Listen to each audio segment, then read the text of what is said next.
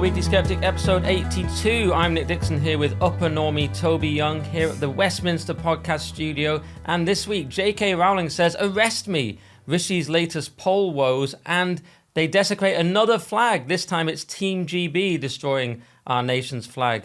But Toby, we've got to start with this J.K. Rowling thing. But first, before that, we should say, come to the Weekly Sceptic Live. Next week now, April 8th at the Hippodrome, London.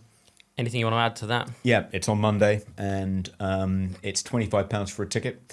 And if you want to see the show and have a drink with us afterwards, and get your first drink for free, it's £75. And if you want to buy a ticket, you can either do that by searching for The Weekly Sceptic on eventbrite.co.uk or by going to basemedia.org and clicking on events, where there's a link to where you can buy tickets. And I guess we should also encourage people, if they're not yet premium subscribers, to become premium subscribers for as little as £5 a month, so they can watch the extended version of this show and not just the free version. Yeah, so come to Weekly Sceptic, April 8th at the Hippodrome, Leicester Square, 25 quid. You never know when it'll be the last one or not. You know, you never know with me. So come to the Weekly Sceptic Live and sign up to basemedia.org. I'm going to quickly flag to the viewers, my neck is absolutely messed up. I can't move.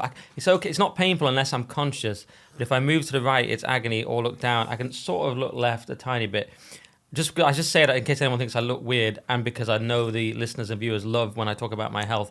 That's one of the things they've said repeatedly. Please do it more, Nick. So I just wanted to make sure. And if you sign up for Base Media, there's hours of me just talking about my health problems. It's a solo podcast we've added. It's called Nick Moans About Health. So pick up that with your subscription. That's not a real podcast, guys. Don't look for that. You know, autistic people are out there now. They'll be commenting, I couldn't find the Nick Health podcast. All right, so I feel like crap. It's actually not a bad idea. Hypochondria, in which hipsters complain about their health problems. Yeah. Where did the hip part come from? Am I a hipster? Well, kind of. You got the beard. I love in Toby's world, I'm a hipster.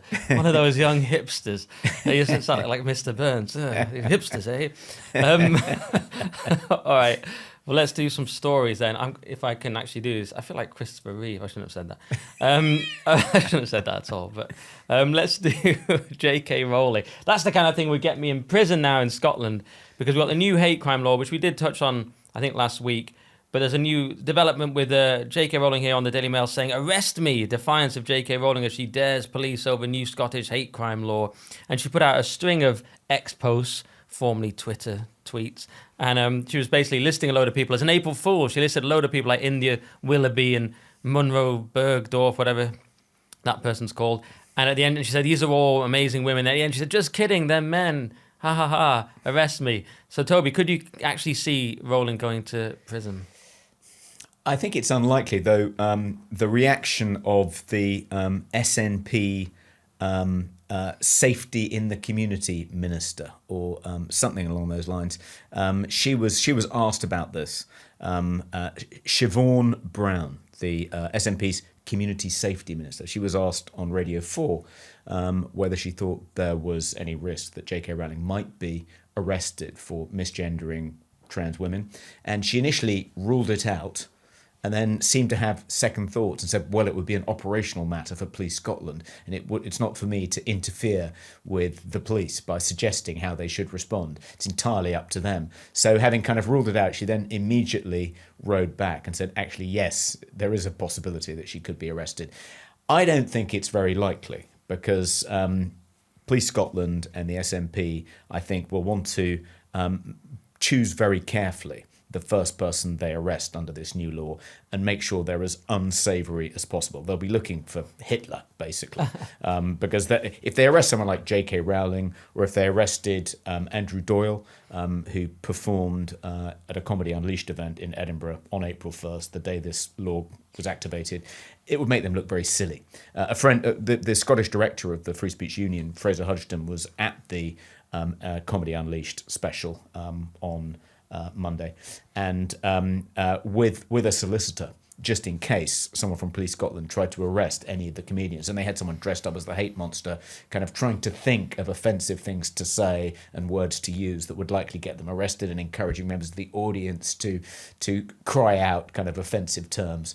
There didn't seem to be any police presence, no one filming it on behalf of Police Scotland. And I think actually it's very unlikely that the great danger that people like J.K. Rowling and possibly even Andrew Doyle are in is that if people report things they've said as hate crimes under the new law, the police won't arrest them, won't kind of bring them in for questioning under cautioning, let alone prosecute them, but they will record the reports as non-crime hate incidents, and that can have quite a serious detrimental impact on your career, particularly if you want to work with, vulnerable people like children.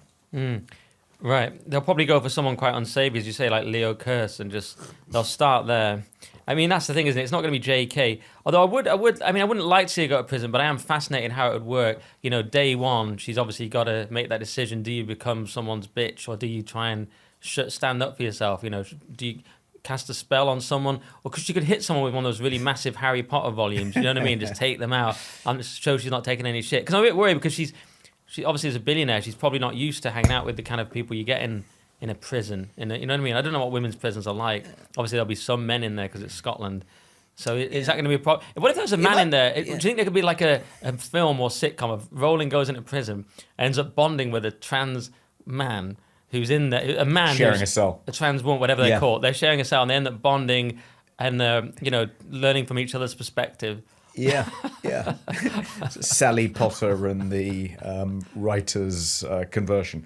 Yeah. Or it's just a chilling sort of savage psychological battle between the two of them, and it's a dark thriller. It's more likely to be a dark thriller, I think. Do you think the kind of authorities in Scotland would be so cruel that in order to kind of maximise J.K. Rowling's punishment, they would actually house her with a trans woman? Oh, absolutely. A sex offender, some kind of really demonic predator who's genuinely going to endanger her by being put in the same cell. That would be their first instinct. They would want to harm her, but and that's not illegal. That's a satirical claim. I don't know what I can say about the Scottish authorities, but we're not in Scotland, so we say what we want. But although if someone hears this in Scotland, they could report us, and if we arrive in Scotland a year later, we'll be arrested. But just on that, they'd want to get her in the worst possible way, but then that would completely undermine their law, wouldn't it? That would sort of politically it would play very well for her if she ended up in there with exactly what she's been talking about. Yes. So in that way, they'd want to put her in with the nicest trans person possible. That's true. Yeah, that's true, because if she was assaulted by a trans she'd be woman, like, see? Yeah, that would totally prove her case. Yeah. I think it's incredibly brave of her to do this. She's essentially kind of acting as a human shield for all the gender critical feminists that are likely to be kind of harassed and taken in for questioning under this new law. And I think it is possible that some of them may be. I mean, I think prosecution's unlikely, but some of them may be questioned under caution. I mean, it wouldn't be the first time a GC feminist has been questioned under caution for expressing their gender critical beliefs in Scotland, and that was before this new law was activated. So, but by doing this very publicly, by daring Police Scotland to come after her, she's essentially protecting other GC women, because it'll be harder for them now to go after weaker targets for saying the same thing if they've completely ignored J.K. Rowling. She's incredibly based, isn't she? I mean, it is just extraordinary how based she is. I mean, she's unbelievably bold and kind of just in the face of the Scottish authorities and completely uncompromising, hasn't budged an inch on this issue. Although I think she's not at all belligerent. She's very reasonable, and her arguments are always very carefully set out. And she's obviously taken legal advice before she does things like this. She never ceases to impress me. I'd love to try and arrange some kind of celebratory dinner for her and give her some kind of prize in London, but of course, she wouldn't accept it from someone like me, I don't think. She might. I agree with you. I mean, she's been brilliant on this issue. Of course, I don't want to see her go to prison unless she wants to do it as a political act. But I really liked when she said, "I look forward to being arrested when I return to the birthplace of the Scottish Enlightenment," because she was currently away. And that was a good way of skewing them. As to her being based, of course, she is on this issue. In the wider scheme, she's not, because she's still a feminist, and feminism's still bad. And when we've won this temporary skirmish, we will return to our battleground, and I'll be on the misogynist side, obviously trying to take the vote off women, put them back in the house. You'll probably stay on the feminist side. You're sort of a big lib, aren't you? I completely embrace it as a based feminist, and unlike you, I'm completely in favour of women having the full suite of rights, the same rights as men, and can't see a good argument for denying them. What a lefty. I put out a April Fool. I just said feminism's great and women should definitely be allowed to vote. And it was an April Fool that I addressed it. Did anyone get it? Yeah, some people got it. Some people just thought I was being held hostage. And then I of course, admitted it was an April Fool. And obviously women shouldn't vote. But then again, that could probably put me in prison in Scotland for saying that now. Or possibly in Cairns, London. Misogyny is a crime, isn't it? So I think that might be a crime everywhere. But that would definitely be a crime in Scotland now, wouldn't it? No. One of the curiosities of the... Oh, yeah, they hate women. No, the new hate crime... The new hate crime... what is it called? It's called the Hate Crime and Public Order Scotland Act. And it added various protected characteristics to the list of things you can be prosecuted for stirring up hatred against, including, most controversially, transgender identity, and it added age for the first time. Prior to this new law, you could only be prosecuted for stirring up hatred on racial grounds. That was the only protected characteristic for the purposes of the stirring up offences in Scotland. So it's vastly increased the array of characteristics you can be prosecuted for stirring up hatred against, but it hasn't included sex, controversially. And that's one of the points I think that J.K. Rowling made in her kind of series of come and get me tweets. There are no protections for women or women's sex-based rights under this new law. So you can insult, J.K. Rowling in her capacity as a woman until the cows come home with complete impunity, even after this law's been passed. But if you have a crack at a transgender person, then you might get in trouble. Okay, so I've just got to keep it on women, be pro-Palestine, and I'll probably be all right. Although I won't, because guess what, Toby? I'm white, and that's going to be my big problem, is being white. So many people pointed out, that this Humza Yousaf famous speech where he listed all these jobs that are going in Scotland and said, white, with like disdain, that all these white people in Scotland had jobs because it's 90% white country. And so did Anas Sarwar, which is a less-known speech, but that's been going around as well. The Labour leader in Scotland had an almost identical speech. Okay. Who's saying all these people are white. At one point he said, why? And I was thinking, because you're in Scotland. It's just like Japanese bakers, 98% white. Why? No, 98% Japanese. So I'm very tired. It's like going to Japan and saying, they're all Japanese. Completely insane. But people have been saying, why is he not going to be got by this new hate crime law? And then other people are saying, "Oh, shut up! It's not what it's for." But it's an obvious absurdity that it's transparently there just to punish one's enemies. Right? Yes. I mean, I imagine that many people have reported Humza Yousaf for that particular speech and said to Police Scotland, "Why aren't you going to haul him in for questioning, because this is a..." But I guess he did say it before this new... But maybe he could be prosecuted under the old stirring up offence of stirring up hatred against a group on racial grounds. So actually that wouldn't be an excuse not to prosecute him, that he said it before the new law was activated. But as you say, the chances of Police Scotland actually going after someone to prosecute them for anti-white racism or trying to stir up hatred against white people are pretty remote. Yes, extremely remote. And people actually did report that Anas Sarwar speech. Loads of people were reporting that as well. It would be funny if they were flooded with... Of course, they're going to be flooded with millions of vexatious complaints. That's what they're virtually asking for. But my question is... I've got many questions. One of them is, could Labour bring this in England? Because, surely that's inevitable. That's where it's going. We've already got Wales and Scotland are basically dictatorships. When Starmer gets in, surely this is exactly the kind of thing he would do. Yeah, absolutely. 2 points on that. The first is... he wouldn't need to do that much, since to a great extent the Scottish Hate Crime Act brought Scotland's laws about what constituted hate speech into line with England and Wales's. So in Scotland, the only stirring up hatred against people on racial grounds. That's also an offence in England and Wales. But one of the things the new Scottish Act did was add the protected characteristics of religious belief, and sexual orientation.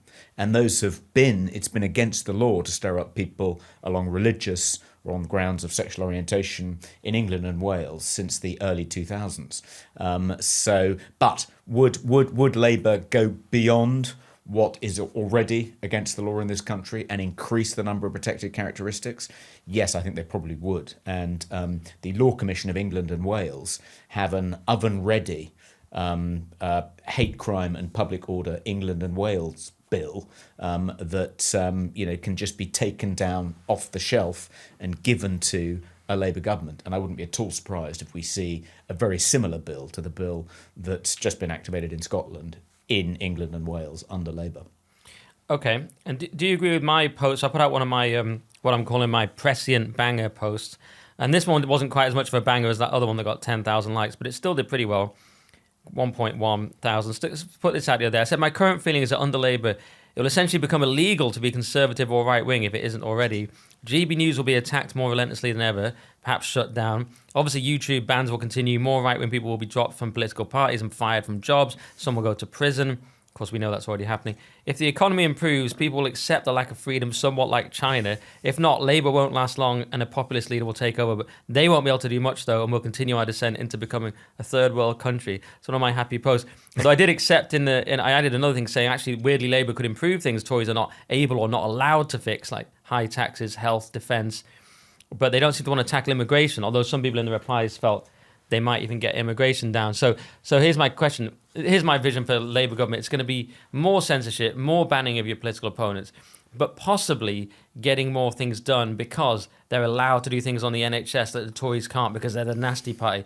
They're allowed to do things because the civil service will actually go along with them rather than deliberately scupper them, because they're very unshy about using state power, because they're the Labour. So, and if Starmer listens to Blair and gets ruthless, perhaps we'll end up with some sort of, slightly more efficient country that's nonetheless incredibly oppressive. Most likely it'll be oppressive and inefficient and rubbish, but what do you think? Yeah, I think it's, at the moment we're governed by incompetent authoritarians, particularly in Scotland, and I think that'll just get worse under Labour. They'll become more authoritarian and more incompetent. I think the argument in favour of a Labour government, which is they'd have the kind of headroom to introduce a programme of radical public service reform, which the Conservatives don't, particularly of the NHS. I think that's a valid argument, but there's no evidence that the current Labour Party are planning to reform any of our public services. They haven't announced any plans to reform the NHS, the civil service, universal credit. They haven't really announced any plans at all for anything. Well, that's have they? true. Wes Streeting's made noises about reforming the NHS. That's about it. The only area in which they've set out any concrete policy proposals is education, and in addition to wanting to impose VAT on private school fees, they've said they want to roll back, they want to reverse all the education reforms that were carried out when Michael Gove was Education Secretary, and by some of his successors. Those reforms are a continuation of Tony Blair's education reforms. Tony Blair was much bolder, seemingly, than Keir Starmer's prepared to be. And I think one of the few good things Blair did was to reform state education.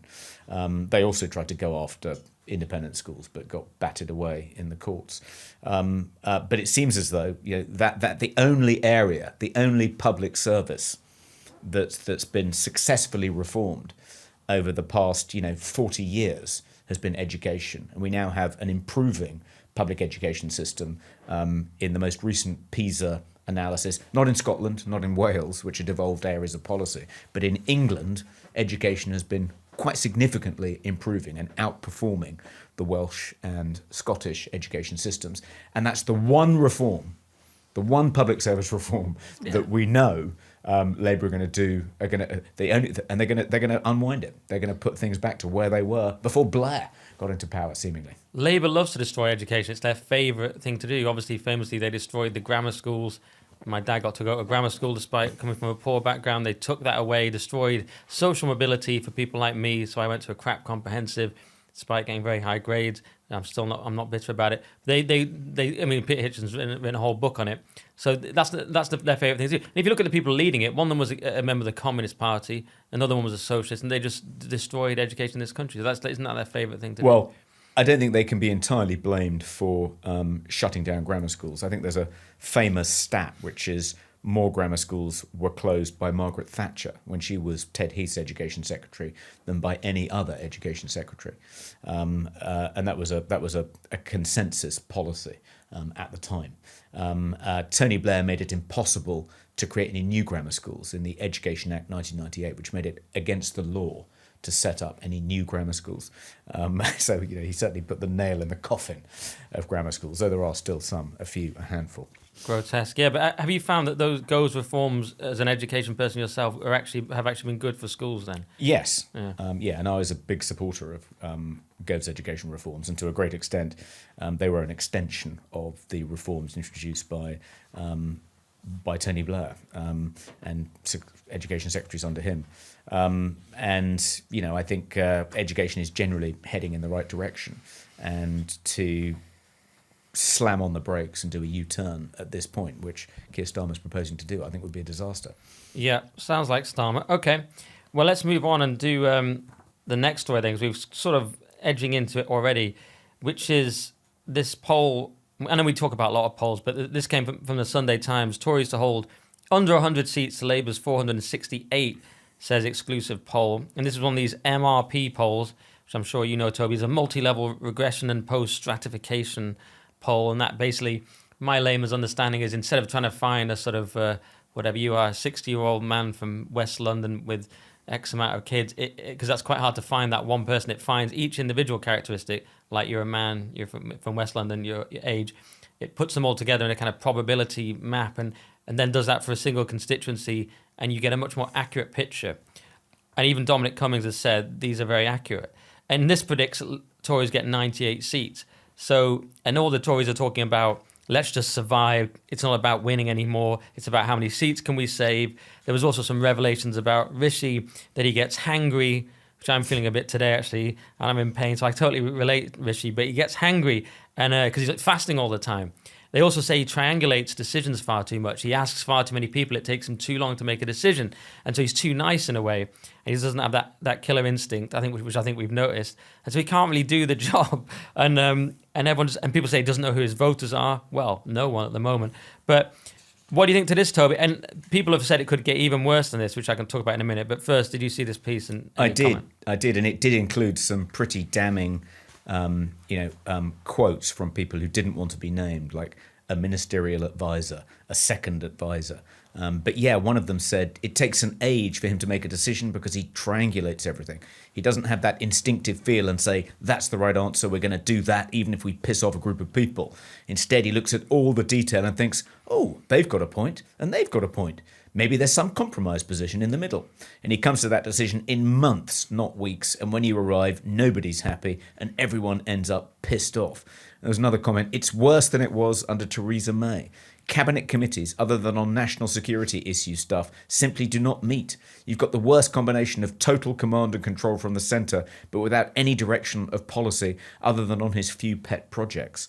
It is just an astonishingly awful picture of just what it's like to currently be in government and just how hopeless Rishi Sunak is politically. And people thought, okay, he doesn't have any real political instincts. He's not a natural politician, but he's a great manager and he's a master of the detail and he's very smart. So, he'll do. But it turns out not only is he a useless politician, but he's also a hopeless manager and can't kind of reconcile different interests and takes ages to make decisions. And he's also, people I think assume that he's got this kind of, he's a nice, at the very least, he's a nice guy, an easy guy to deal with, but he's not, he's not even a nice guy. He's angry, he's tetchy and kind of snaps at people apparently. And that's actually, it's just kind of really, he's got no redeeming qualities at all, seemingly, judging from, and as Lord Frost points out, he was quoted in the Sunday Times write-up of this poll.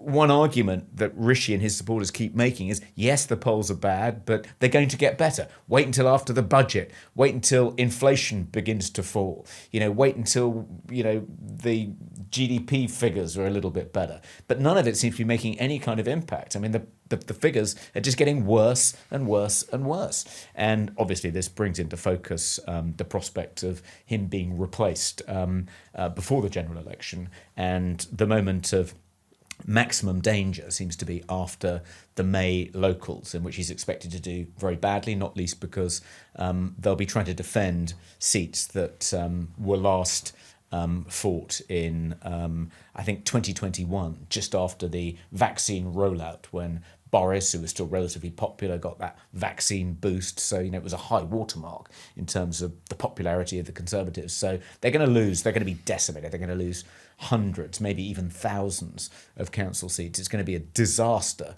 for Rishi, and, only 53 letters have to go in to provoke a leadership, a vote of no confidence.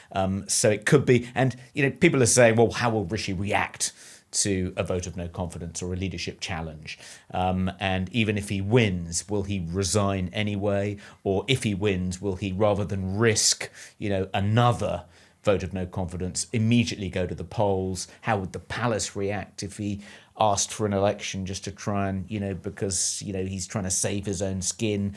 So it's all looking terrible. And one of the interesting footnotes to this huge and seemingly quite accurate, reliable poll is that plenty of people who have been talked about as potential replacements for Rishi might also lose their seats. I mean, I think we knew that Penny Mordaunt's seat isn't safe, but apparently James Cleverly might lose his seat. Jeremy Hunt might lose his seat. Even Rishi apparently isn't safe. Yeah. Like he's got less than 2.5 percentage points. Yeah. Yeah. Which means that he may even lose his seat. And you can understand now why GB News hired Boris. They've hired Boris to anchor their election night coverage.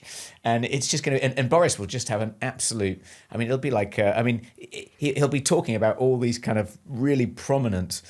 lots of people who kind of conspired against him losing their seats. And it'll all be kind of, what a terrible mistake the Tory party made to get rid of me. They're now reaping the whirlwind from their stupid plotting, with loads of classical quotes thrown in. It'll be like Homer. It'll be just riffing on it. Yeah, that would be amazing if we do that. I told him this would happen. I told him.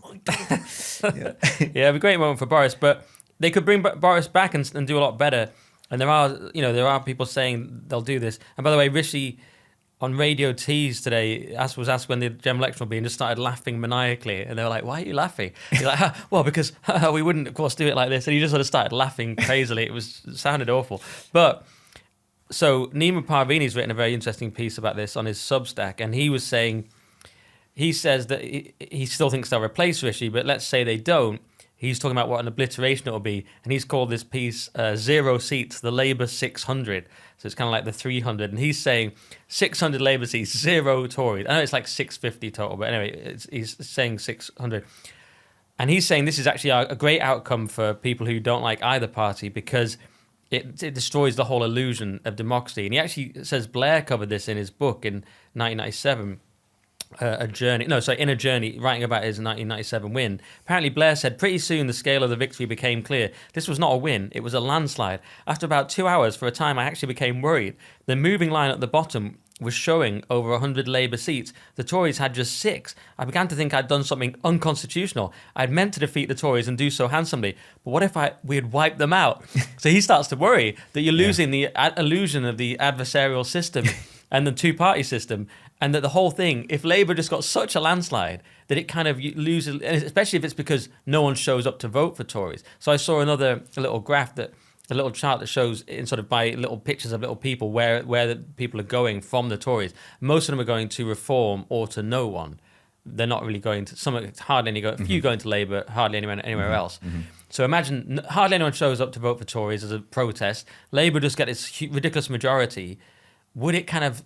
One, Labour can't blame anyone for anything they do anymore, which is a key point. Mm-hmm. So they can't say, it's the Tories. It's like, it's you, Starmer, and Jess Phillips, and all these useless people. So you can't blame anyone. the low turnout makes the whole thing questionable, and the ridiculous majority shatters the illusion of a two-party system. What about this idea? Yeah, so we would effectively become a one-party state because Labour's victory would be so overwhelming. Yeah. And there would be no real official opposition. Yeah. And that would be, I think it certainly would be bad for the Labour government if there was no official opposition and the Conservatives were completely wiped out. I mean, I think at that point, obviously the vacuum would be filled by Labour opposition. So, there would be talk of, breakaway groups from the Labour Party, and they would be jockeying for the kind of status of becoming the official opposition if they could muster enough seats. If say 100 MPs, let's say they actually did win a majority of, I don't know, let's say they won 450 seats, then you could imagine a breakaway group of kind of, pro-Palestinian Labour MPs in kind of Muslim constituencies forming a kind of alternative Labour Party, the Islamic Labour Party, and if there were more than 100 of them, they would outnumber the kind of 98 Conservatives and maybe could then stake a claim to becoming the official opposition. That's interesting. Yeah. Well, Parvini suggests that Owen Jones type, if genuine leftists, Corbyn supporters, Owen Jones types become so disillusioned they too no longer believe in liberal democracy, that would be a win. If establishment right types, the backbone of any system and any regime, check out from the system completely, that would be a win. He just talks about how this sort of shatters the whole illusion and is the reset that we need, essentially. But it's what does he imagine will happen? That there'll be some kind of bloody revolution. Well, I wouldn't like to say on that bit, but he says he just says Blair's nightmare is my dream. He just wants to. I think he's one of these guys who wants to sort of reset the whole thing. The whole thing's broken. Let's just let's let the people notice that it's broken, because it is broken. The vast numbers of people are not represented in the country, not allowed into politics, and this would kind of just highlight that and make it impossible to ignore. Well, I think. I don't think it's likely that Labour are going to do that well. But I suppose it's possible, but I think probably improbable that the Tories will get less than 100 seats. But I think in that scenario, if the Conservative Party is completely decimated, the Parliamentary Conservative Party, then that creates an opportunity for a new party to emerge on the right. And I think it's likely to be the kind of party that Dominic Cummings has been talking about. The startup party. Yeah, something like that. Something with a kind of technocratic, right of centre agenda, quite radical when it comes to public service reform, ditch net zero, no truck with woke. But it can't. I don't think it's likely to be reform, even if Nigel Farage ends up coming back as the leader of reform. Partly because there's no kind of elite buy-in to reform. They're still just an insurgent populist party. Whereas you can imagine Cummings pulling together various disaffected, disillusioned members of the kind of conservative elite and bringing them into his party, and that would give them a kind of electoral credibility, which I think Reform currently don't have. Well, you know more about it than me. I don't personally think it's that likely that Cummings' idea gets anywhere, because I think he's now seen as too wild and out there. It might not be Cummings that led it. It could be just, he could create the blueprint. Right. He did all those testimonies. I'd like to see it, though. Cummings had a brilliant post about this, about the kind of complete breakdown of the Tories. I thought I had... Here we go. Oh, no, that's the trans one. Sorry, I thought I had it. But he had a good tweet about the complete breakdown of the Tories, but I've lost it anyway. I might find it in a minute. On Reform, did you see that they started to... Oh, here we go. I've actually found the Cummings tweet. He was talking about the Matthew Parris piece, which we might get on later. And he said, on brand that a pundit bang in the heart of Tory establishment now campaigns to kill old people to save money. It's a logical development for the rancid party. Anti-growth, higher taxes, let out the worst criminals, surrender to a few dinghies, vandalise critical capabilities, encourage MOD corruption, cheer on the trans child abuse madness, collapse emergency health system. Then when you're about to be destroyed by voters, tell them the old must be killed to save taxes for the Tory rentiers. Hashtag close the Tories, hashtag the startup party 2025. So that's what reminded me of that. And it's a pretty scathing assessment, a pretty accurate assessment. Well, but Matthew Parris is not a spokesperson for the Conservative Party. He's an ex-Conservative MP. No, but then the jumping off point, wasn't it a good critique of the Tories nonetheless. Right. Yeah. No. Yeah. Pretty good. I mean, I suppose it might be naively optimistic to think that if Starmer wins such a thunderous majority that the Conservative Party are kind of ushered off the political stage, creating a vacuum on the right to be filled by the Start-up Party or something similar. It could easily be that, Starmer does well enough and there's so much disarray on the other side of the aisle, with lots of different parties kind of jockeying to replace the Conservative Party, and the Conservative Party certainly not going quietly, that actually it just creates an opportunity for Starmer to win, another 2 terms at successive general elections. I mean, that's normally that's what happened in the 80s. One of the reasons the Conservatives did so well is because there was a split on the left between the SDP and Labour, and you can imagine a kind of history repeating itself, but this time the beneficiaries being the Labour Party, and that seems to me to be a more likely scenario if Starmer wins a massive majority. I mean, you tell me if people. I mean, maybe the disillusioned Conservative voters who sit on their hands or who vote for reform out of protest, in November or whenever it is, do you think they'd be galvanised by a start-up party and might come back to the polling booths to vote for the start-up party? I mean, I guess it would partly depend on how poorly Labour does, but it's conceivable that Labour would do just about well enough that they would, win a second term and possibly even a third term. And we could be looking at, decades before anything we would remotely recognise as a kind of attractive political agenda is back in Downing Street. Yeah, well, if I go off my post that I just wrote late at night, I'm going to go off that, though.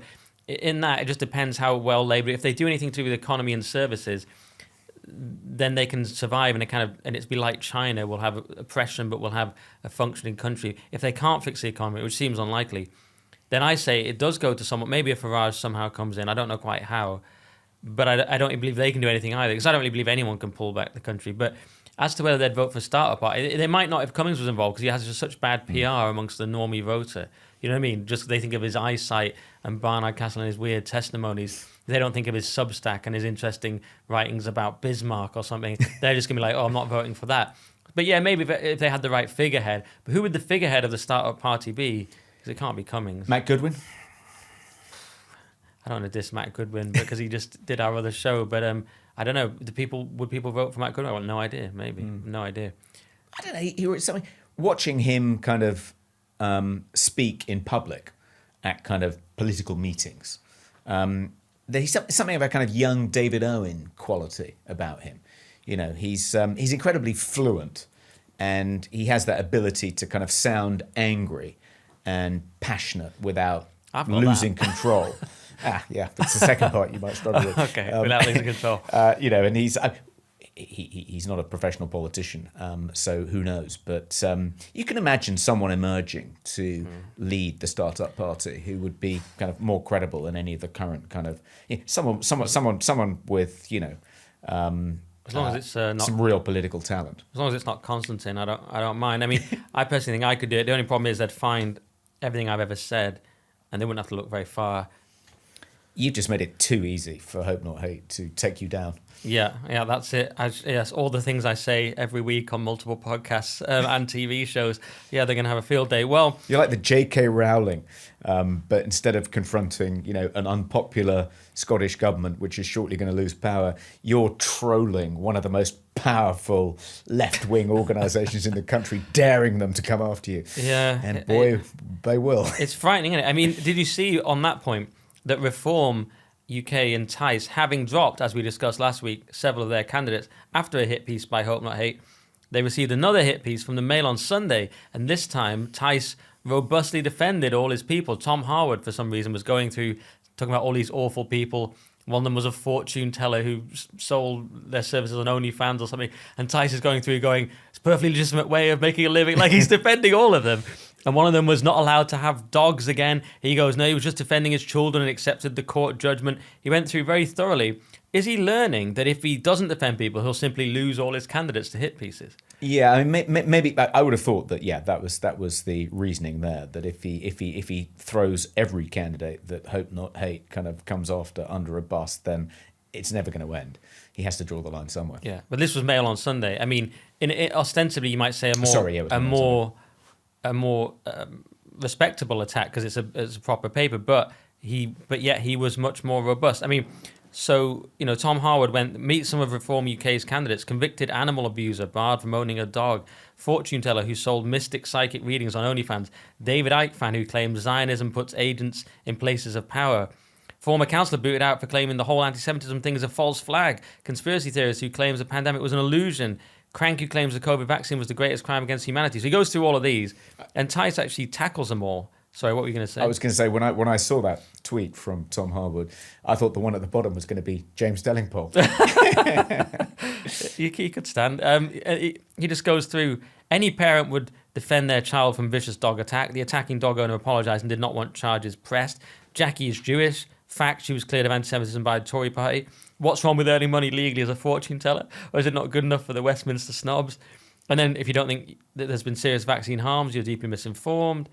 Just because you're the Mail on Sunday not agree with someone sharing a post does not mean they're not suitable as a parliamentary candidate. And it goes through like that. So that must... And he even shared, which some people thought was a bitter pill to swallow, he even shared a piece from Douglas Murray, actually from March 1st, condemning hope, not hate, and the sinister tactics of hope, not hate. And he was like, brilliant for Douglas Murray, hope, not hate is sinister, should be hate, not hope. And everyone's like, why did you drop all your candidates then? Because they told you to. But was it a sign that he's realised that? I would have thought so. I would have thought that... Does that mean I was right last week and you were wrong?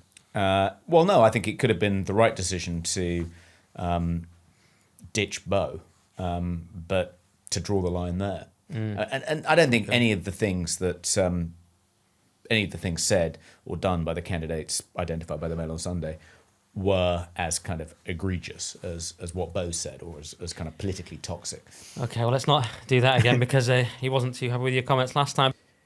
Before we get on with the rest of the show, I just wanted to briefly share a message with you from Thor, our most loyal sponsor. So this is a new ad from Thor. Believe it or not, you can improve your situation remarkably with one choice. Although my client, Robert, sold his company for $1 billion, money was never his guiding force. His guiding value was steady focus on this one choice. Robert had humble, working-class origins, but as he grew from engineer to manager to CEO, an eventual successful exit, he chose to focus on one thing that most avoid, due to their fears or discomfort. What was it Robert prioritised? Specifically, Robert invested in guidance for public speaking, storytelling, and presenting throughout his career. Why choose to repeatedly put himself through this process? Because Robert told me communication, confidence, and capability, and enjoying it, is a number one priority for winning, from initial promotions to his MBO finance deal, to competitive pitch wins with his new venture, and then the market differentiation story which led to his eventual acquisition. Now semi-retired, Robert still refers clients to me at all stages of their career because he knows they'll enjoy growth in confidence and results with me. To choose your communication focus and enjoy it, like Robert did, go to growthpresenter.com for your free confidence call. That's Growth Presenter, all one word, growthpresenter.com. Let's do this other story related to Rishi just quickly about, in the Daily Mail, Rishi Sunak told he could tempt Reform voters back to the Tories if he offers a referendum on reducing net migration below 100,000. So 42% of Reform supporters might switch to the Tories if they offered a referendum on something they should have been doing anyway. I find this absolutely crazy. Why would you trust the Tories? I'm very worried about these low information voters. David Cameron, 2010, said he'd get it down to the tens of thousands. He said 200k a year is too much. Now it's over 3 times that. Theresa May, 2017, will get it down to the tens of thousands. This is what Tories say. They've been saying it for 14 years. They're not going to do it. Why would a referendum make them be able to do it? Well, also, it would be kind of very odd for them to kind of hold a referendum on whether or not they should do what they've been promising to do at every general election dating back, to the beginning of time. Oh, so you really want us to do it, just to make sure. Yeah. I know you voted for us in huge numbers and we had an 80-seat majority and you expected us to do something about it, but did you really want us to do that? Are you sure?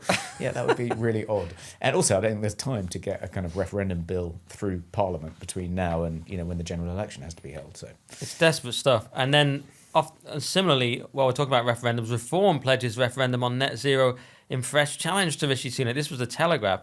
And I thought this was tin-eared might be too far, but I just thought it was not particularly a winning policy, because if you look at it, as much as I hate net zero, YouGov poll from 2023 shows 71% of voters overall support net zero target or support the overall net zero target, and Rishi's actually been reasonably okay on net zero. He's kind of said, let's be sensible about it. Even Labour, to some degree, seems to have put the net zero away. They ditched their 28 billion green nonsense. So it doesn't seem like, at the moment, a winning issue. If the heat pumps start coming out again and all the nonsense and the mud huts, but for now, is that really a winning issue? Well, I think I'm obviously opposed to net zero and don't think Rishi's done nearly enough to row back on the targets, and I'm not confident that heat pumps won't come roaring back, or rather spluttering back in a kind of only warm way, because they don't work properly under Labour. The risk, though, as you say, is that if there was a referendum on whether to continue to pursue our net zero targets, that it would be lost by the climate contrarians, partly because there's no balanced debate about these issues. The BBC famously in, I think, 2017 said, we no longer feel the need to represent both sides when it comes to this issue. The science is settled.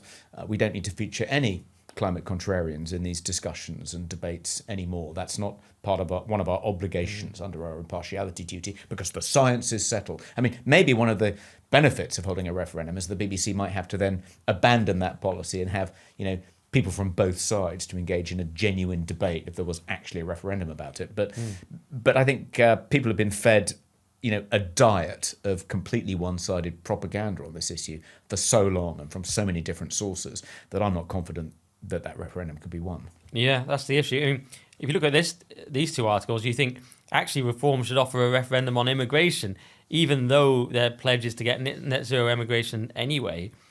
Just offering, if 42% of voters are tempted back to the Tories just from the referendum, why don't Reform offer the referendum on immigration, even though it's in their manifesto to do it anyway, as a sort of battle, referendum immigration battle? That would be smarter. Yeah, and also, you have a referendum about net zero, and then you have a referendum about immigration, and say, if you want no immigration, vote for net zero. People might get confused and end up kind of voting for net zero, thinking it would mean less immigration. Probably. While we're talking about this, I should recommend Climate the Movie. I don't know if you've seen it yet. Martin Durkin's 80-minute demolition of the kind of climate hysteria case for net zero. It's absolutely brilliant, and the way he demolishes the kind of the case for net zero is by interviewing a succession of really distinguished scientists, including John Clauser, who won the Nobel Prize for Physics in 2022. But it's incredibly well done. It's all these skeptical scientists are brilliantly kind of caustic and witty and dismissive of the kind of all this climate propaganda, climate alarmism, climate hysteria. Really worth watching, and you can see it for free. Just Google Climate the Movie and YouTube, and you can find it, and it's for free. And it's a really easy, fun watch, a good thing to watch with your kids to try and counteract the propaganda they'll have been bombarded with at school and at university. Counter brainwashing, yeah, good idea. Okay, and yeah, obviously I'm against net zero. I just wasn't sure about that as a policy, but like you say, if Labour go crazy on it again, that's the time when it could kick in. I wonder if just briefly, I'll just quickly ask you about this plan to criminalise rough sleeping. So I just thought it was ironic that the one thing Rishi does try and actually get done is this plan to criminalise rough sleeping, which it would mean that rough sleepers could be fined up to £2,500 or imprisoned. It's not the greatest. I mean, one, where are they going to get the money? And where's the space in prison as well? And also, it's not great for Rishi, who's already perceived as rich and out of touch, which is both accurate, actually. But then, but the funny thing is that he can't even get it done because, his party's such a mess and no one does anything. Because I was thinking, if we can't have a free society with free speech and stuff, which apparently we can't, why can't we at least have a kind of Singapore authoritarian society where you litter and you get life imprisonment, homeless people are just shoved on somewhere, you get your hand cut off for stealing? That's more Saudi Arabia, but we'll probably get that soon.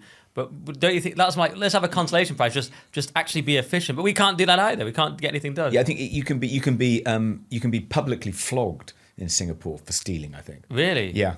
See, that's a good idea. Yeah, I know. We've very much got the wrong kind of authoritarianism. Right. In this We always country, get COVID restrictions. You've got to stay in your house It's because of a cold. You can smoke wacky backy on a street corner, steal your neighbour's bike, rape someone, urinate in his car, kill. But if you misgender a trans person, then you're for the hijack. We get the anarcho-tyranny of the wrong kind of authoritarian, because they're never ones that help the economy. That's an interesting question, isn't it? Would it be better to have kind of more conventional tyranny than anarcho-tyranny? I mean, on the one hand, it's better, on the one hand, but I think the good old-fashioned tyranny. I guess get the trades running on time. Whatever it is. I guess. No, my question. I put the question wrongly. The question is it better to be ruled over by incompetent authoritarians, in which there's a kind of element of arbitrariness in which rules they enforce? Is it better to be ruled over by Keystone cops, essentially, because for the most part, you can get away with doing things that they disapprove of because they're so useless?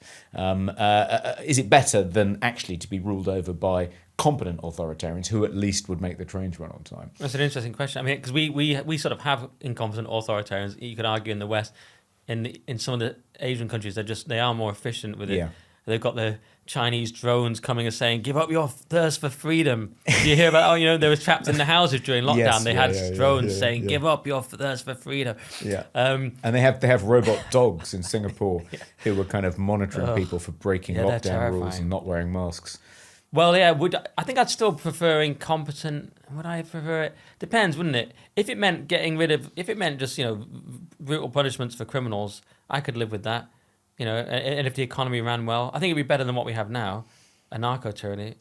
Would it be better than incompetent authoritarian? I don't know, because that's also kind of what we have now. It's tricky. I think your kind of visceral loathing for authoritarianism is probably less than mine.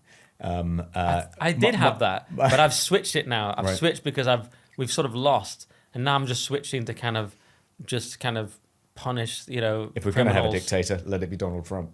Yeah, exactly. Right. Yeah. What were you going to say? You're a libertarian, aren't you? Yeah, strong libertarian instincts, and so for me, because I hate all manifestations of authoritarianism, better to have a completely incompetent authoritarian government which is incapable of imposing its puritanical rules on the population than a better one, even if the rules were a little bit. Yeah. Well, I'm imagining my rules, aren't I? I'm imagining death penalty, which I want for certain crimes.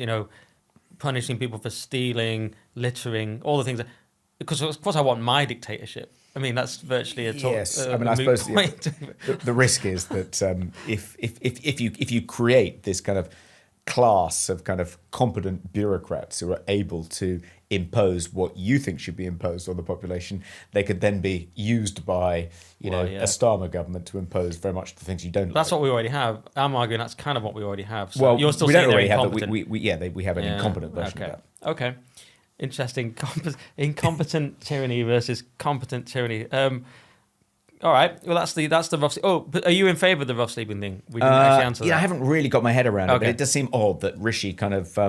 It seems typical Rishi to kind of become obsessed with issues that politically aren't going to play well, whether it's kind of, this kind of weird smoking ban for people over a certain age or wanting everyone to do maths until the age of 18. I mean, it's like, it just shows, what his lack of political nous. Madness. Should have stayed as Chancellor. Would have been all right. Yeah. Much more his kind of thing. Detail. Don't need to be a leader as much. Crazy. Oh, well, poor old Rishi. What's going to happen to him? Well, he'll be gone soon. Let's do this one then. In The Sun and elsewhere, but I just happen to have The Sun in front of me, which was Union Joke, Fury at Team GB flag. So we covered the other week the England flag, of course, which was changed on the back of the England shirt. Much outrage. Joey Barton blamed lesbians. Starmer said it was an outrage. Rishi said it was an outrage. Everyone said it was an outrage, and they were right. But now it's happened with Team GB. It's almost worse. We've got a black and white printout, which I nicked from GB. Well, they give us it, but they're saving money, so it's black and white, so I can't even just look at the colours. But it was basically a kind of purpley pink thing with squiggles on it that looked kind of vaguely sort of like, I don't know, the kind of writing you see in the Quran or something. And everyone's against this again. But if you look at how it happened, it came from a Bath-based, or Bath for our southern listeners, design agency, This Away. And they said, listen to this, as with many sports brands, colour was a point of contention. Obviously, red, white and blue is synonymous with Great Britain, but it's far from unique, with nations such as France and USA also sporting the same colours. We needed a way of refreshing Team GB's colour palette, did you? In a way that is both flexible and ownable. Rather than trying to look beyond the traditional colours. Oh, so you didn't change the flag, is what you're saying. We decided to embrace them. Oh, that's nice of you. You decided to keep the colours of the Union fucking Jack. Anyway, and push the iconic red, white and blue as far as we could. It's like, who do these people think they are? Some idiot design agency. It's like, yeah, it's a bit of a problem that we had red, white and blue only, but we decided to keep it. You decided to keep it. It's the flag. Who are these people, Toby? This is insanity. Yeah, I mean, do you think that it's a kind of deliberate provocation by kind of woke activists who kind of been hired for God knows what reason by the British Olympic Association, whatever it's called? Or do you think they're just a bunch of kind of rather mid-witted designers who are trying to come up with something new in order to kind of make their mark? Can I select both mid-wits who are also trying to tyrannize us? Can I have that? Yeah. I mean, is it better to be tyrannized by mid-wits than by really smart people? Right, that's a good point. I mean, look, Toby, I understood, as I said on GB as well last night, this is a trick to ensnare gammons. I've wandered into the gammon bear trap. The, what did gammon bait, GB, Simon Evans said, stands for gammon bait. But I understand that, and we get tricked into it, and everyone says, oh, look at the gammons. But what it is, Toby, it's the oikophobia, to use Roger Scruton's term, of the ruling class. They want you to hate your nation and be a citizen of anywhere and atomize, maybe a citizen of Europe. And it's just all about little digs at the flag. And even the great Peter Shilton has spoken out. He says, nothing is sacred. Isn't Shilton bang on there? Yeah, and Fatima Whitbread came out with some great quotes as well. She told The Sun, I'm totally against any change to our national flag. It feels that nothing is held sacred these days in the UK. Our national flag has been symbolic for many years and should never be changed. She said, it's about our country. It's being proud to say we are Great Britain, red, white and blue. It has been that way for 223 years, so why change it? Pretty sound stuff from her. And the arrogance of these people, that's why I got so wound up, and I hate to swear on the podcast unless I'm reading the reviews, but yes, the arrogance of it that winds me up. Go on. I think it's, I don't think it's a deliberate provocation. I think it's more that they felt able to do this and didn't anticipate the negative response, because to them, the Union Jack isn't sacred. They feel no visceral attachment to it. They don't feel patriotic about Britain and therefore have no real attachment to our flag. And then they think they can do more or less anything with it, and people aren't going to be outraged because in their bubbles, who would be? They've never met anyone who actually reveres the Union Jack and holds it as a kind of sacred symbol of our nation. So I think that's what's going on. And interestingly, they don't have nans. they haven't been taught, to value our history or heritage or symbols at school. They're probably Zoomers. And if to them it just feels like, unsophisticated and primitive, and there must have been older people and Xennials and X in the command chain of this thing, but you just think they're sort of Remainer liberals, no values, secular materialists. I think they don't feel any. They don't. For them, the flag isn't sacred, so they don't feel at all inhibited about kind of trespassing on those values. And this, interestingly, this has come up again in the Labour Party. So the Labour Party have festooned their campaigning literature with red, white, and blue symbols, colours, and they're very much trying to kind of clothe themselves in the Union Jack to present Labour as a patriotic party, and I guess to contrast the current Labour Party with the Corbyn Labour Party. And there's been a real negative reaction to that amongst some MPs and some activists. They've said that for many people that we're trying to persuade to vote for us, the Union Jack is associated with the National Front. And it's going to put them off, and particularly in towns with large ethnic minority populations and in university towns with large student populations. Do you think it struck me that maybe all of this was code for a lot of people who are our natural voters are not going to vote for us because of our initial support for Israel in the aftermath of October 7th.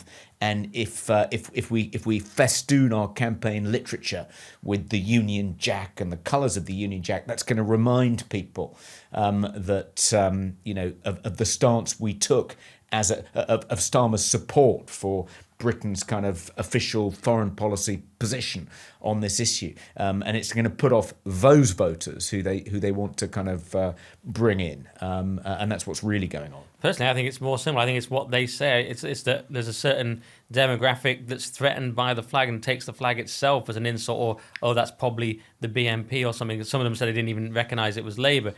That's what I think it personally is. But whereas Starmer's been a bit smarter, and he does this thing of just getting out the flag near to elections or at the conference or whatever.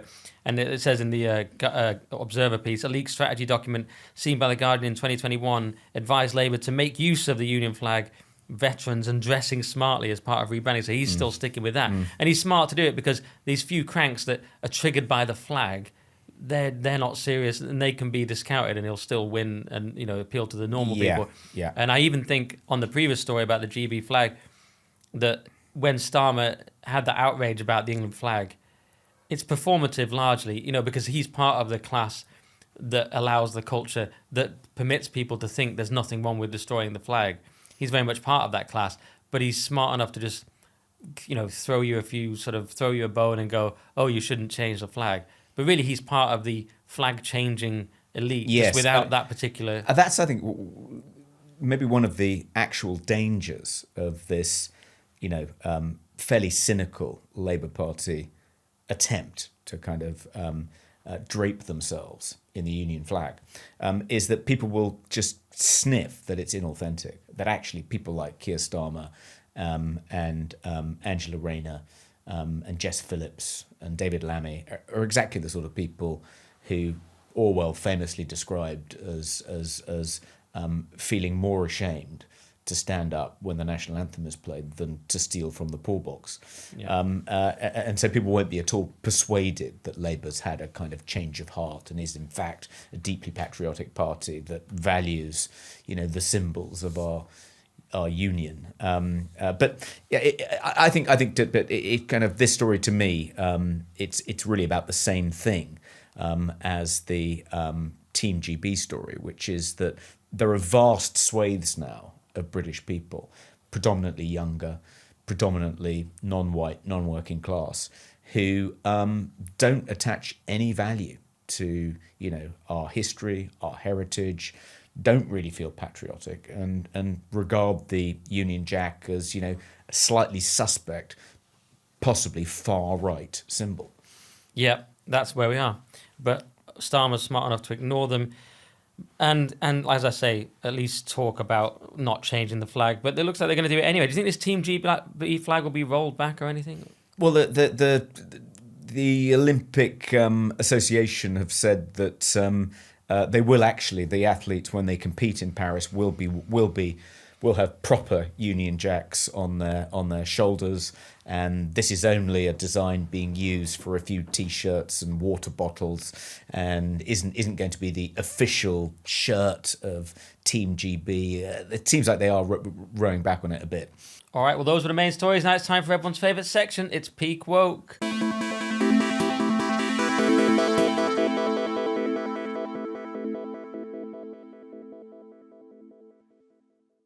And Toby, a good one to start this week is Biden proclaims Easter Sunday as Trans Day of Visibility as White House bans children from submitting religious-themed Easter egg designs at annual event for military families.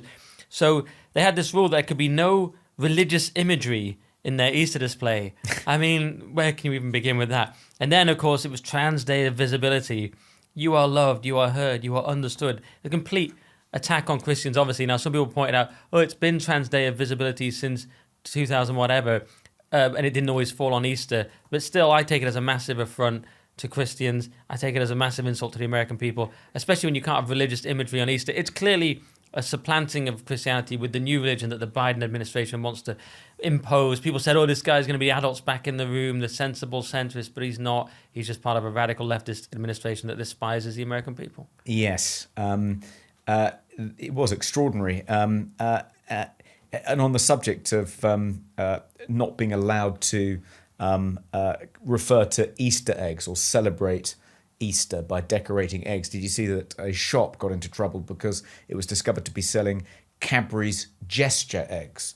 And there was a big picture of these gesture eggs, and it looked like a display that had been created by Cadbury's, that this was marketing material that Cadbury's had produced for shops, presumably in areas with a high number of ethnic minorities, where they didn't want to offend people by inviting people who weren't Christians to celebrate Easter, so they referred to them as gesture eggs. I've got a gesture for them. Anyway, Trans Day of Visibility. I mean, a couple of points here. The first is, why choose the day with only 23 hours in it? Isn't that transphobic? I mean, why not pick a normal day to be Trans Day of Visibility? Don't they deserve 24 hours of visibility? Great Only point. 23? You're a transphobe, Mr. President. And secondly, someone pointed out in a Twitter thread just how many of these sorts of days there are. I mean, it is absolutely extraordinary. Transgender Day of Visibility, okay, shouldn't be confused with Trans Day of Remembrance, which is the 20th of November, and shouldn't be confused with Transgender Parent Day, November 6th, Trans Awareness Week, November 13th to 19th, and International Pronoun Day, October 20th. And if you think I'm finished, Nick, I am just getting started. Trans is distinct from drag. International Drag Day is July 16th. Not everyone has a gender, to trans, so Agender Pride Day is May 16th. Intersex Awareness Day, only 0.0126, I think, of the population are intersex, as in born with more than one, two different types of. That's October 6th. If you want to come out as any of these things, you can come out on National Coming Out Day, which is October the 11th. Omnisexual Visibility Day is July 6th. Bisexual Awareness Week ends on September 22nd, but that jumps right into Bisexual Visibility Day on September 23rd. July 24th is International Non-Binary Day, which falls right in the middle of International Non-Binary Awareness Week. And there is, of course, and this is my favourite, Gay Uncle Day on August the 14th. What happens on Gay Uncle Day? It's a celebration of gay uncles, I suppose. They haven't got children of their own, so if you're their nephew or their niece, you can buy them a gesture egg or something. Wow. Okay, well, that's the clip sorted this week. That's incredible. I didn't know there were that many days. And notice how they all sort of usurp, not all of them, they seem to usurp normal days. Like we have Remembrance Day, 11th of November, but then they have Trans Remembrance Day on the 20th of November. And then instead of Easter, we have Trans Visibility Day. So they want to replace all the days eventually with their own. I didn't realise that Pride Month days was distinct from LGBT History Month. So Pride Month is in June. LGBT History Month is October. Although March is now Bisexual Health Awareness Month, and November, as you say, is Trans Awareness Month. And by the way, the list goes on. May 17th, International Day Against Homophobia, Biphobia, and Transphobia.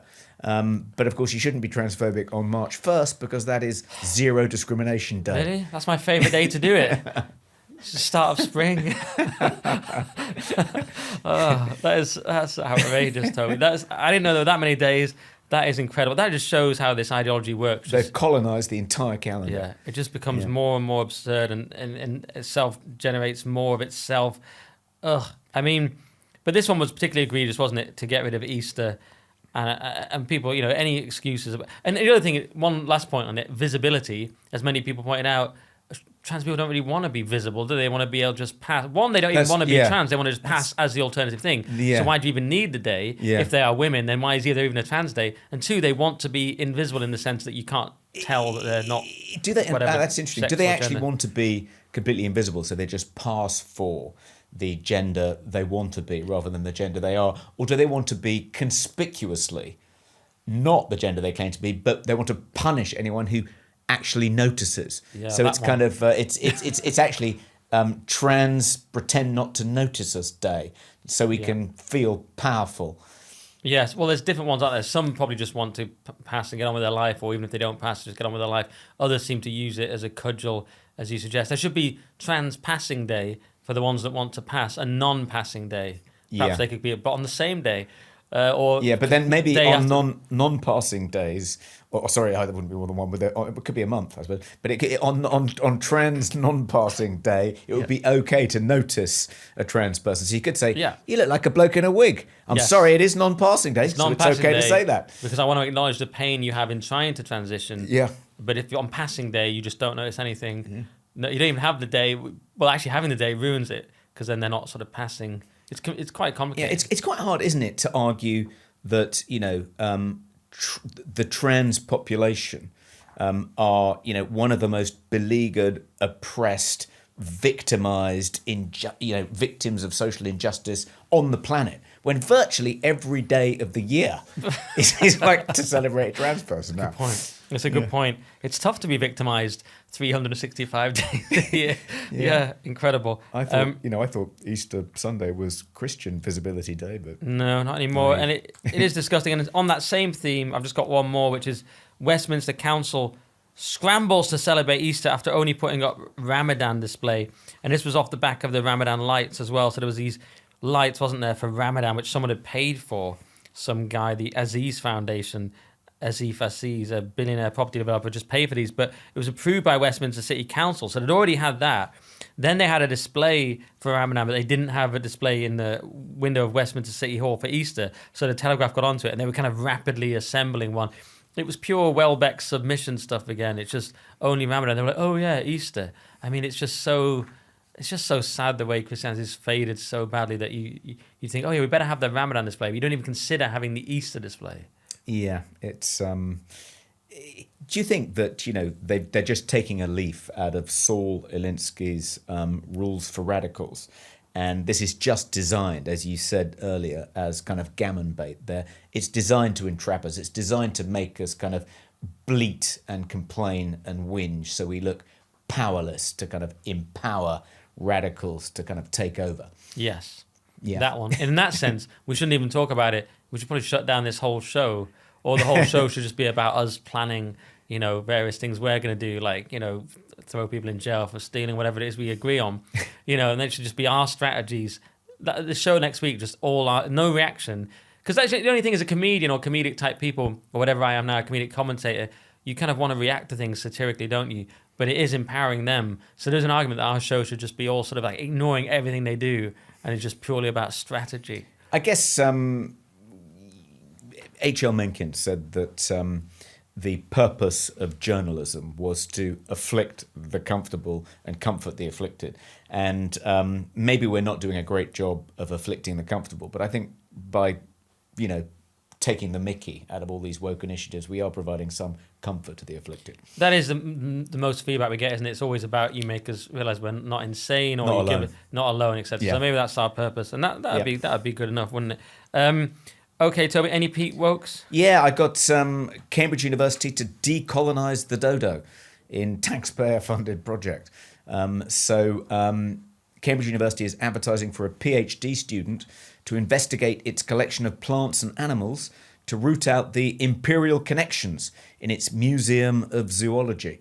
So the successful candidate will be tasked with setting out how specimens from tigers to dodos might be linked to the European colonial story. And prompts for the project suggest the work could focus on racial ideas, violent colonial activity, and resource exploitation.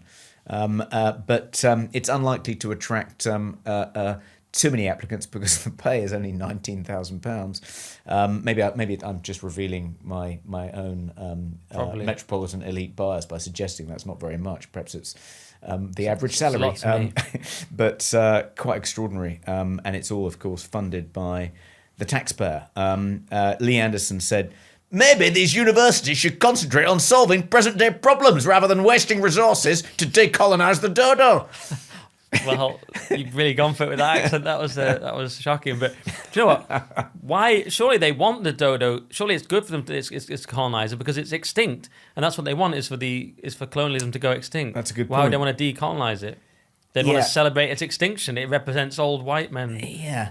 And one of the ways in which they're going to decolonize the Museum of Zoology is they're going to highlight the important part played by indigenous people in third world countries, women, gays, even trans people in the past who contributed to the creation of this marvelous collection of weird animals. But like, you know, that's the old paradox I've harped on about before, which is that, you know, if the past actually, if all these kind of non-cis white heterosexual males played a vital role in assembling this collection, then you don't need to decolonize it. It was never colonized in the first place. Exactly. We were always here. Yeah, exactly. That is a great paradox you pointed out. It doesn't seem to have stopped them yet, does it? No, they're quite comfortable with the contradictions, aren't they? Yeah, they are quite comfortable. Yeah. And pointing out contradictions they don't lose any sleep over that. They don't miss a beat if you point out any of these contradictions. No, they're fans of Walt Whitman. Do I contradict myself? Very well, I contradict myself. That's their whole ideology. What about Leaves of Grass, guys? What about this one in the Daily Mail? It was healthcare workers are asked whether they identify as grey romantic, abro-romantic or allo-romantic and what their current sex is in a survey to help inform NHS strategy. And I looked up what some of these terms meant, and abrosexual just meant that you sort of freely choose your sexual partners. And endosex, as far as I could tell, was just a synonym for normal. Like most of these terms, like abrosex, I need to check them, but they don't mean anything. When is Abrosex Awareness Day? Oh yeah, great point. It's March 16th through April 18th. I'm just going to check it again. Abrosexual, because I was struck by it. So abrosexuality refers to an individual whose sexuality is fluid and fluctuates between different sexualities. Oh, okay. So that one they just switch. How's that different from bisexual? Good question. And maybe because it fluctuates through more than two, I'd imagine. But then endosex is a new word that means the opposite of intersex. It means that a person has innate physical sex characteristics that match what is expected for female or male bodies. It's a normal person. Yeah, what's wrong with the word normal? You've got cis, which is for someone who... Isn't that just very similar to cis? Isn't that cis? It's an attempt, I suppose, to kind of make what we regard as normal seem quite exotic and unusual and therefore requiring a special name. It won't be prioritised or privileged in any way. That's the classic Norm Macdonald joke about what's the cis mean? It's a way to marginalise a normal person.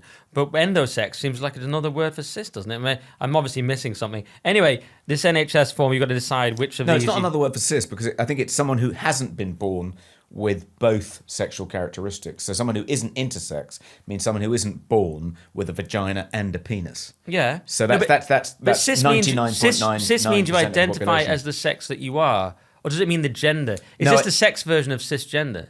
Well, this just means you identify as the sex you are.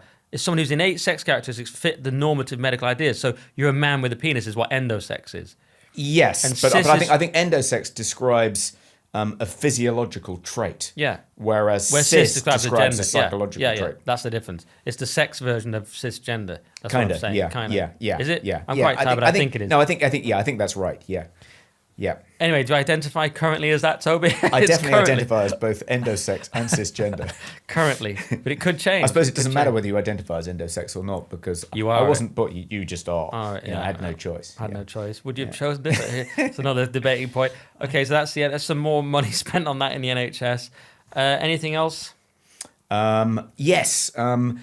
Peter Pan and Alice in Wonderland given white supremacy trigger warnings. So there is this fantastic collection of children's literature which a librarian called Rhys Williams bequeathed to York St John University.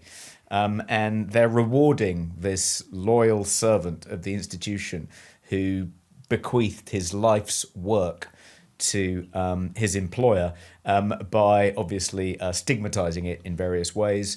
They've warned that some of these classic tales for children contain offensive examples of white supremacy. Classic tales such as Peter Pan, Around the World in 80 Days, and Alice's Adventures in Wonderland. Within the 150 years of children's writing which is represented in the collection, there is a widespread occurrence of colonialist narratives which centre white supremacy and racist and orientalist methods of both fictional and historical storytelling. One example given of this, Nick, this hadn't occurred to me, but apparently the smoking caterpillar, the caterpillar with a hookah in Alice in Wonderland, is apparently a racist depiction of someone from Asia. because it's supposed to, I suppose, signify a kind of Chinese opium addict, or the kind of someone who owns, and I don't know, but that's apparently one of the offensive racial colonialist stereotypes in Alice in Wonderland. Some of these books have been set aside in a special section. They've got sorry, bizarre. This was they've put these around the world in 80 days. Alice in Wonderland have all been set aside in this restricted area of the library, and you need special permission. And they've justified keeping these books, as opposed to presumably setting fire to them, on the grounds that it's important for researchers to learn just how awful children's literature was 100 years ago. But it's odd, isn't it, that you now have to, it's almost like, the X-rated section. If you want to be exposed to these dangerous, sinister works of fiction like Peter Pan, you have to get special permission. You presumably have to be 18 or over, because they're completely unsuitable for children. But it's odd, isn't it? I presumably kind of hardcore S&M porn is available on the open shelves, but if you want to read Peter Pan, you have to kind of go through all this kind of unbelievable number of hurdles, because it's so dangerous. Yeah, there'll be stuff about children, like are they, about which sex they are, and experimenting with sexuality when they're like 12 and stuff. There'll be all those books in the children's section. It kind of reminds me of the old bit at the back of the video shop would always be like a weird bit at the back. You know what I mean? Yeah. It's now the back of the video shop is where you can put Alice in Wonderland, old Disney cartoons. If you get put on your Mac, ski mask. That's what we used to do. Get Dumbo. Yeah. I mean, that's so depressing, Toby. I don't even know where to begin with that. Here's a sort of fairly generic one: disciplinary action for ONS and female employees if they object to trans colleagues using their bogs. It doesn't say bogs. That's the Sunday Telegraph, and it's just a classic one. If they don't want men in there. From the first day of transition, have you agreed with when the employer will start to use single-sex facilities such as toilets and changing rooms appropriate to their acquired gender? This will usually be on the first day of transition. This comes from their guidance, gender identity and transitioning at work. So day one, they can just come in your toilet. And then it says the response should be dealt with through communication, discussion and education, which in woke world, as we know, means brainwashing and indoctrination. And if colleagues persist with unreasonable objections, like not wanting a penis in their face, you may need to manage the situation via grievance or disciplinary procedures. So if you don't want men in your bogs, you've got to go through a disciplinary procedure, Toby. ONS. This jumps out to me as a possible breach of the Equality Act, because thanks to Maya Forstater, believing in the reality of biological sex is a protected belief. So if, as an ONS employee, you said, well, I don't want to share, bathroom with someone who claims to be a woman, because I don't think a man can be a woman. I'm endosex. If they were then punished, if they were then disciplined, I think that would be belief discrimination, and they would have a good case in the employment tribunal against the ONS. It's typical of so many public and now private companies gold-plating equalities law, imagining or dressing up the kind of aggressive enforcement of woke orthodoxy by claiming that they're simply complying with equalities law. This is we're required to do this by the Public Sector Equality Duty or by the Equality Act. And actually they always, invariably go way beyond what they're required to do by law, and often end up breaking the law because they go so far beyond it. Yeah. Okay. We've done quite a long show, but I've got one more. Have you got any more you want to desperate to get in? No, I think I got my gesture eggs one in, so that was the only other one I had. Gesture eggs, yeah, absolutely outrageous. Well, I've got just one to say. Mia Khalifa declares divorce is hot. That's the former porn star who is still on OnlyFans, as far as I know. Mia Khalifa, of course, she's pro-divorce. She thinks she should have divorce rings, and because reclaiming something that has such deep, meaningful, sentimental value to you. So instead of a wedding ring, you have a divorce ring. Not that surprising that a porn star is not pro-family values. But I thought this would be a good one to end on. Pub loses prestigious title because of highly offensive displays on its walls. And this was the Hole in the Wall in Bodmin. And it lost an award, the prestigious Camera Award, because of a Nazi swastika. And now you might say, why is this peak woke? Surely that's reasonable that you probably shouldn't have a Nazi swastika in your pub. But it turned out it was actually a celebration of the victory over fascism. It was already in the pub when the guy took it over. It's historically there. It's an armband of a Nazi soldier. but it's this historical artifact. He's not got a poster of Hitler on the wall that you have to kiss as you go in. It's very much just part of the history of the place and us winning the war ostensibly. So what's wrong with that? But he lost his award. Yeah, that sounds like a misunderstanding. Have they pointed out that they weren't actually celebrating fascism, but Britain's victory over the Nazis? He has, but these people don't care about context. It's the death of context, isn't it? He says there are a lot of curios in the pub. There's a lot of stuff on display.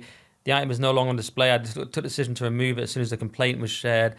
Blah, blah, blah. I'm not even sure the person who complained ever set foot in the pub. He must have seen it online. It's always one person that complains. This is why I was saying don't back down to all these pressure groups, Hope Not Hate, and all these people. It's just one complaint now, and that's over. You lost your reward. It's always just one loser, isn't it? Yeah, that's ridiculous. And CAMRA is particularly sensitive to these complaints. The Campaign for Real Ale. They've penalised a number of pubs for being insufficiently woke and withdrawn their awards. This isn't the first time they've done it. Right, and the hit piece on me is now going to say he wanted Nazi pubs. He campaigned on his podcast for Nazi swastikas in pubs. He claimed that the lack of them was woke. So I've just really set myself up that. Didn't think that one through. All right, that is pretty much the free show. People will say, oh, they don't care about the free people. They got a massive show there. Massive. Really long show. Someone claimed the other week we're being contemptuous of the free audience because there was a slight error where they got a cut-off version, which we had to re-upload, and it finished mid-sentence. Guys, we're not going to finish the podcast mid-sentence. There may be tech errors. We're in a new studio with a new setup. Please be generous. So, the massive free episode there, but we do have to say goodbye to the free listeners and viewers now because we've got to keep the lights on. But anyone who wants to continue listening to this show, you can subscribe for as little as £5 a month from basemedia.org, and you can get the extended version. Not only do you get the premium version of this show, you also get the premium version of our new show, which is Bombshells, which debuted last week. You can see the free version if you're not a subscriber, but if you're a premium subscriber, for just £5 a month, you get not only access to the premium content on our show, but also to the premium content on Bombshells. And we're going to do another Zoom call, aren't we? I think one is due. Oh, yeah. So we ought to try and arrange that. Maybe not for next week because we're doing the live show next week, but maybe for the week after. So if you become a £10 a month subscriber, you can also ask us anything you like in a private Zoom call. Yes, and for £5 a month, you also get Nick's Health Problems, the new 3-hour show. No, just kidding, guys. You don't get that. But you get everything else that Toby said. Hypochondria. And speaking of that, we've got Hippodrome, Weekly Sceptic, April 8th at the Hippodrome. 25 quid for tickets, eventbrite.co.uk. If you want to support me, go to buymeacoffee.com/Nick Dixon, leave a donation, which supports everything, including this. If you want to go to my Substack, it's nickdixon.net, £5 a month, very reasonable, but don't worry, because I know we're asking a lot of things, so just basemedia.org is fine. Toby, any quick plugs? If you're a Scottish resident and you're concerned that Police Scotland may come after you or record a hate crime report made about something you've said as a non-crime hate incident, then you really should join the Free Speech Union. We're becoming real experts at getting NCHIs removed. We're backing Murdo Fraser, MSP's case against Police Scotland. He's currently trying to get them to remove an NCHI recorded against him, and we're also helping him in his case to try and persuade Police Scotland to bin the national guidance they're following, whereby every hate crime report, no matter how trivial or vexatious, is automatically recorded as a non-crime hate incident. We're trying to force Police Scotland to abandon that, and I think we will win that case.